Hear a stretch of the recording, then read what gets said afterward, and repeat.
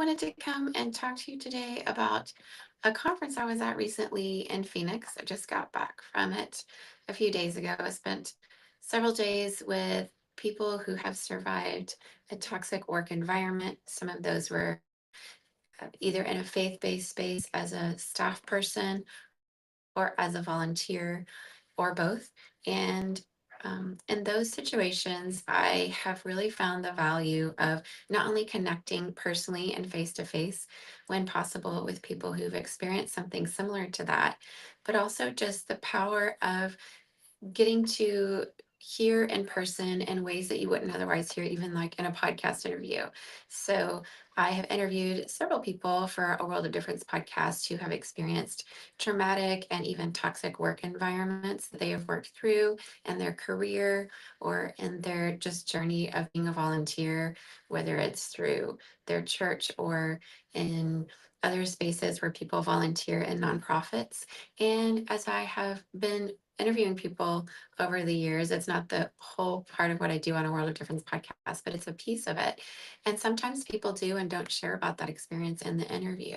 But what I found is going to this conference at Restore, a conference that I spoke at last time in Chicago, but this time was able to go as just a participant and connect with so many people that I had met there before and some new people as well, some people that I've interviewed for my podcast and never actually met in person, some people who've written books about the experience and have also been people who they themselves have experienced this type of toxic work environment. What I found was just the real power of connecting in person. Several of you came up to me in sort of the lobby area of the conference or during break times and let me know that you have been listening to a World of Difference podcast. And honestly, those are always some of my very favorite parts, are getting to meet listeners in person. It's sometimes people ask me, why did you start a World of Difference podcast? And there's several aspects of it, but a real key aspect was just for connection. I started a World of Difference during COVID lockdown in the summer of 2020 here in Santa Clara County, where I still live in the Bay Area of California. We were very locked down for quite a period of time. And in August of 2020, I found myself really missing my friends in Singapore. I had moved away from there less than a year before and was really missing friends, and then moved here and everything shut down. And so a World of Difference was a way to connect with people. And I loved it so much that it's still going strong. And 4.5 years later, and I've been able to meet so many of you because of this podcast, which has been just a great joy for me. I'm a people person. As a global leader, I'm a people first leader. And so that was part of why any toxic work environment is crushing for people. But it's especially crushing for those of us who know better and have experienced good leadership and have really dedicated our lives and our careers to helping people feel psychologically safe at work. So, in the absence of that, knowing that that's not the best way to lead, and it actually does leave people with quite a bit of trauma and need for therapy in the aftermath, to do the hard work of healing. It was just such an honor for me, for those of you who came up to me and let me know that you listen, and you've been listening from all around the world in places like China and Indonesia and so many different places. And so thank you for those of you who came up and met me. That was just, it still brings a smile to my face. Thank you also for sharing your stories, because that's just the next part of all of this, is that the power of story is hard to even quantify. Even to this day, of all the people I've had on my podcast, it was my personal Our Story series that I did with my husband, where we shared our story of both working in a toxic work environment, that has really been our most downloaded episodes on a World of Difference podcast. And so that was a very difficult thing for me to be vulnerable enough to share what I went through, because my vulnerabilities were also used against me and used to hurt me in that situation. So it was a big risk to both go on the record with a reporter named Julie Royce, who actually put on the Restore conference, and I got a chance to go hiking with her. She asked my husband and I if we would go hiking with her the day before the conference in Phoenix, and even though it was a very intense hike and very sweaty and very fast and furious. And we got to the top and it was absolutely worth all of it. So all the sweat and all the huffing and puffing up the mountain, it was to get up there and see that beautiful view of the sunset in Phoenix for my husband and I sitting there with Julie was really just like a metaphor, I guess, for what the healing journey is like. Sometimes you don't get as many breaks as you would like. You're trying to get to a destination. It's important to hydrate. It's important to take time to breathe, which is a part of hiking and healing. But also the face to face ability to hear each other's stories is so, so important. So I just want to say thank you for honoring me with your story. Those of you who came up and shared those with me at the conference. And I was just really delighted to get contact information from lots of you. Just like at the previous conference at Restore in Chicago, this one was similar for me in that speakers were amazing, but it was also the dinners out with people. My husband Jason and I, the first day of the conference was a pre-conference that we also went to, where it was more professional, people getting continuing education credits from different experts around in the therapy space and research, and that was an excellent day. And that night, my husband and I were really excited to get to take Scott McKnight and Chris McKnight out to dinner and get to just catch up and laugh with them and just spend time over a meal, which, if you know me and you've heard me say this before, the way I like to lead is not just in meetings. I do, we all have meetings. I have meetings all day at work. Sometimes even my lunch break is a meeting. I don't like to do that often, but sometimes it does. I work in tech and it just happens that way. But for me, something I learned in grad school from a professor is that four parts of team building are really key. And these have stayed with me for over 20 years of my career throughout Asia and here in California as well, which is to eat together, drink together, play together, and pray together.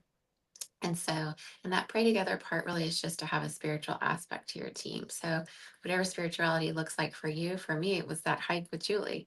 That was one of the most spiritual moments of the conference. Was just that beauty, the sunset, the connection with each other outdoors on a mountain. To me, is one of the most spiritual things, just to be outdoors. But with a team and with people in our lives, I think that eating together, drinking together, playing together, and praying together, eating together over a meal was something really special for me that I got to do with many of you in our lunch times together, but also that dinner with Scott and Chris. They really played a very key part for my husband and I, both in our whistleblower journey and in our healing journey from that toxic work environment. And the books that he's written have been impacting my life even since I was living in Singapore. But also having to get coffee with several of you. We did have a few fun moments of just silliness and laughter and craziness. Getting coffee and the coffee break times, walking to coffee places or driving there. There was a special drive with Jonna Harris, host of Bodies Behind the Bus podcast. We've collaborated with each other on episodes, and she's been on my podcast. I've been on hers a few times. We've done a few Instagram lives together. So it's great for us to finally meet in person and hug each other in real life, after having known each other and had a relationship that mostly involves a lot of texts and figuring things out when things go down. But also Emily Highland, I met her at Restore last year or the last time in Chicago, and getting to see her again and having just a hilarious car ride to get coffee together is really just a part of it. And I guess that's the next part that I think I wanted to talk about, which is that connection with people who've walked through a similar journey. There's just, you can't put a price on it. It really is a part of the healing journey. You've probably heard me talk about and then also write about the co-healers, is what they call them. When other people have experienced either in your particular previous toxic work environment, or also have had a similar experience in another environment, there is a way that we really co-heal with each other. And that part of that is just the sharing our stories together and empathizing with each other, believing each other, finding ways to share how we're healing and giving each other tips and tools and tricks of what's working for me. Like, are you doing EMDR? How's DBT? Are you doing somatic practices? But I would say in the midst of that connection is also something that I think has been very key for me, which is just the laughter, getting to laugh with Jonna and Emily and my husband all in the car getting coffee, getting to laugh with Scott and Chris McKnight about the parts that really are just hilarious. But I did have a therapist that I worked with for a while, and she was an amazing woman. She told me some key things that were so helpful. She helped really reverse gaslight me on a lot of the things that had been used, words to make me lose a lot of my personality, to sort of caused me to really lose my voice in a lot of ways, to even buy into the silencing, buy into the don't say it this way, a lot of the tone policing and all of that. And my therapist that was working with me in the aftermath really encouraged me. She actually kind of prescribed for me, I need you to laugh. I need you to watch comedies on TV. I need you to watch funny movies. I need you to find people that you can laugh with. And sometimes it can be like a very dark humor. um, Dark humor was almost like a way we thrived in tsunami relief in those days, because you have to find ways to find the what's sometimes really hilarious about humanity at different points. But she really was right. There was a key part of me that once I was losing the ability to laugh or find spaces to laugh, that I had to kind of cultivate that for myself. And those were some of the greatest parts of this Restore conference for me, was those outside of the speakers and the formal sessions, getting to hang out in the lobby of the Hyatt Hotel for 2 nights in a row and just hear stories and express and lament our pain of different people's experiences that have happened maybe recently or maybe many years ago.